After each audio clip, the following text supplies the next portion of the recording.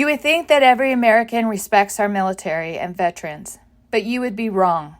Toy soldier Trump is one of the biggest haters. 5-time Vietnam draft dodger with his fake bone spurs never learned the honor of military personnel. The Lincoln Project makes the case. Donald Trump is a draft dodger, a coward. I had deferments because of college, like a lot of people did. Numerous deferments because of college. When 58,000 men gave their lives in Vietnam, Trump was the spoiled rich kid who faked bone spurs. I had a foot thing, and I had deferment for that. He mocked men who fought, bragging that cruising New York for sex and avoiding STDs was his own Vietnam. It is your personal Vietnam, isn't it? It is my personal It is. You've said that many Vietnam. times. Like a great and very brave soldier. Trump called veterans suckers and losers. He mocked POW John McCain. He's a war hero. He's a war hero because he was captured. I like people that weren't captured, okay? Donald Trump, a coward, a criminal. I always wanted to get the Purple Heart. This was much easier. Stand up for America. No one in his family even served, but that still shouldn't make you think about the patriotism of serving your country.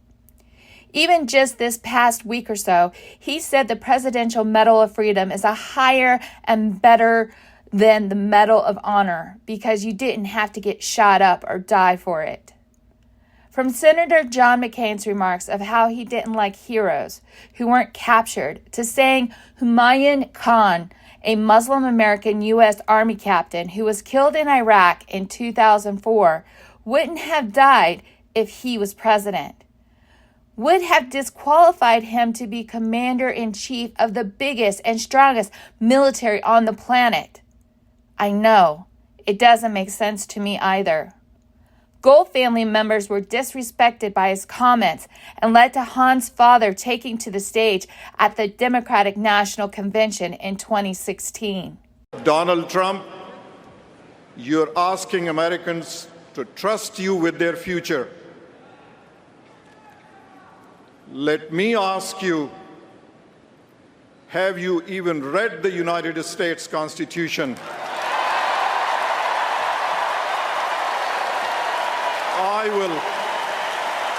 I will gladly lend you my copy.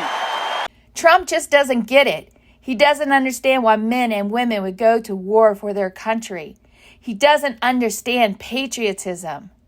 He asked then Chief of Staff General John Kelly while standing at his son Robert's grave, who died in Afghanistan on Memorial Day in Arlington Cemetery, I don't get it.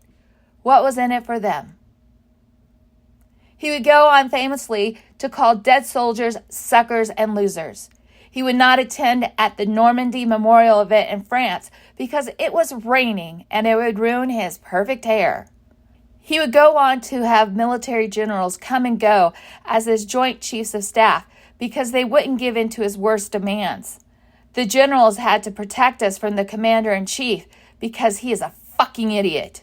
Oh, wait, that's what Trump called General Mark Milley, a fucking idiot, for his views on a withdrawal in Afghanistan.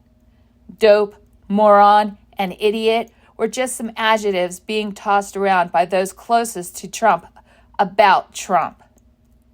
General Mark Milley wanted to resign on more than one occasion, but General John Kelly and others said he needed to stay until the end, knowing the end was near and it wasn't going to be pretty, foreshadowing the January 6th insurrection.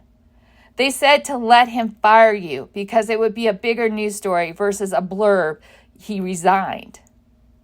During the George Floyd protest, where Trump wanted to shoot protesters in the legs, Trump made Milley walk from the White House over to Lafayette Park, where Trump famously stood in front of the church with the Bible upside down. Milley was in fatigues, and he knew what kind of message it would send, so he slinked away into an SUV.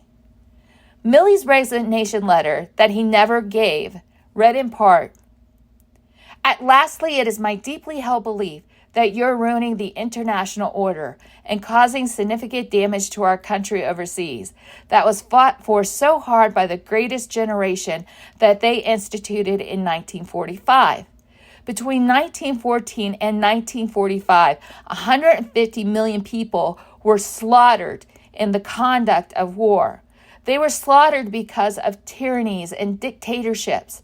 That generation, like every generation, has fought against that, has fought against fascism, has fought against Nazism, has fought against extremism.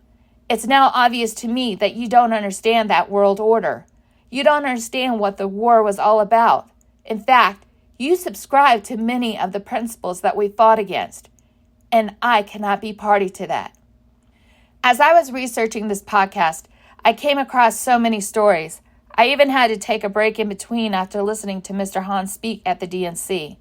So many stories that would make anybody shocked and awe by his ignorance and lack of empathy. He couldn't even make a call to widow of Sergeant Law David Johnson when he died in Niger. He told her he knew what he was signing up for and made her cry even more. He never listened to his Chief of Staff General John Kelly on what to say. Trump wanted to be a dictator, then and now. The patriotic generals protect us from enemies, foreign and domestic. They just didn't know that the domestic part was from their own commander-in-chief.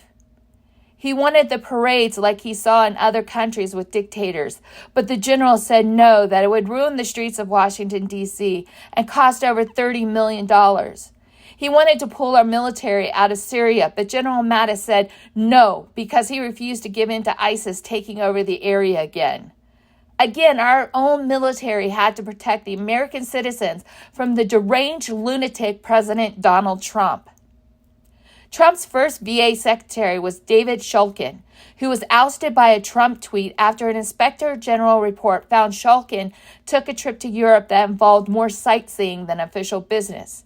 He says that he was set up and wrote a book, It Shouldn't Be This Hard to Serve Your Country, Our Broken Government, and the Plight of Veterans.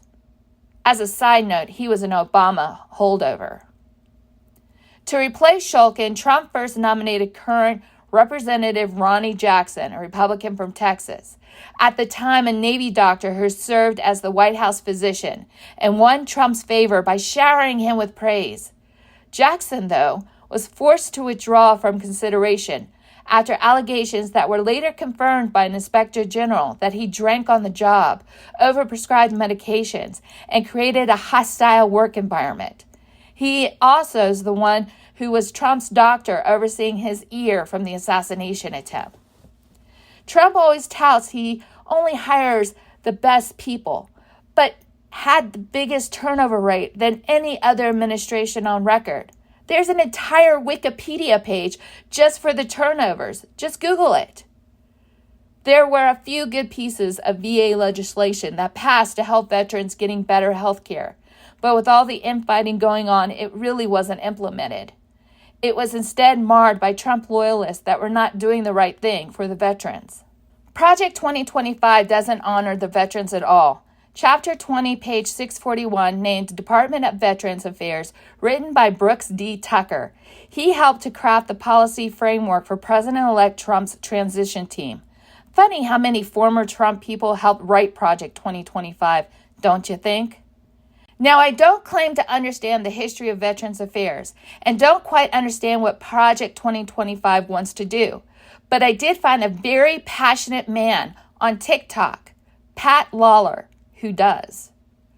Are going to be screwed over by Project 2025. It proposes a complete change to the disability rating scale, not to make it easier for veterans to get the care that they need, but to make it so much harder that they save billions of dollars. Where does that money come from? Veterans' pockets. They want to change it so you can't collect retirement and disability at the same time. So if you stayed in long enough to get retired and were also disabled in the process, too bad. What do you think's going to happen to disabled people who already make up an overwhelming amount of the homeless population when you cut their benefits? Not to mention the Supreme Court just made it legal to say you're not allowed to sleep outside. Oh, well, just get another job. Well, they're trying to cut the secondary education benefits too. They're trying to cut BAH, basic housing allowance, so any amount of the money that doesn't directly go to housing, they take back. They're trying to privatize TRICARE, the military's insurance, and they want to further privatize the VA, getting rid of 2 of the lower levels of veterans, like, hey, you broke both your legs jumping out of an airplane? Ah, too bad. You should have got shot.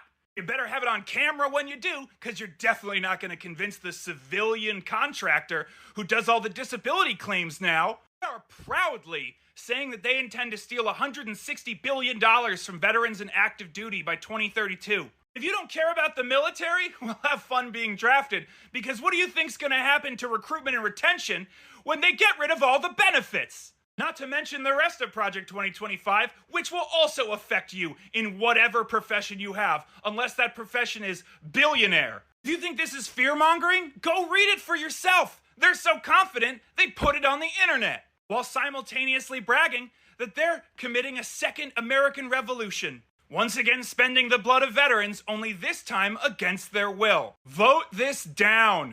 MSNBC is reporting about fears growing that a second Trump term will use the military to stop domestic protest or intervene in elections. Trump is not finished playing toy soldier. He wants to be a dictator with the military that only answers to him. He will never understand that for our military, it's an honor to serve our country. Don't allow Trump and Vance swiftboat Tim Walz with their stolen valor BS.